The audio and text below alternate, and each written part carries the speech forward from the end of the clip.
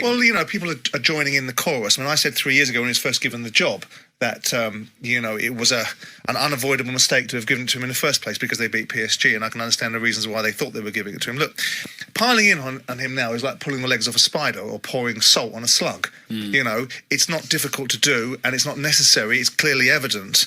You know, wanting someone sacked and looking at Ole Gunnar Solskjaer after the game, it almost feels like you're clubbing Bambi. You know, you don't need to do it. And the bigger thing for me is looking at the culture of the playing squad, looking at the attitude. There are some pundits out there that need to roll back a little bit. They've convinced him in some way or another that he's actually capable of doing this job. And the challenge for him, it's now coming out. Graham Souness was very blunt yesterday. I thought Jamie Carragher was very blunt. I didn't understand where Gary Neville was going with some of the things that he was saying, because, you know, Gary doesn't speak for Manchester United. Gary speaks for Gary, and he doesn't understand what Man United are and aren't going to do. But Ole Gunnar Solskjaer is and remains a very decent football manager and a very decent human being. But at the business end of sport, it's about elite guys.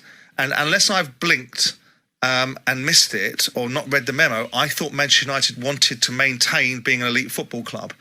And it's almost laughable, the abdication of responsibility from the directors of the football club. They haven't just abdicated responsibility, they've also abdicated it by giving him a checkbook as well. Ole Gunnar Solskjaer cannot build this team into a team that's capable of overturning Jurgen Klopp's team, Thomas Tuchel's team, Pep Guardiola's team. Yeah, it's like, and the ridiculous thing now is that it's like asking a one-legged man to run 100 meters in under 10 seconds and then telling him off for doing something that you know he can't do. It's now becoming ridiculous because clearly everybody with half a brain knows that Ole Gunnar Solskjaer isn't really. You might wish it so, but wishing it doesn't make it so. He isn't capable of managing these players, getting from these players what's required, and some of the observations that are being made by pundits are just silly. Rio Ferdinand made silly observations a year ago. Gary was making silly ones yesterday. The evidence is clear.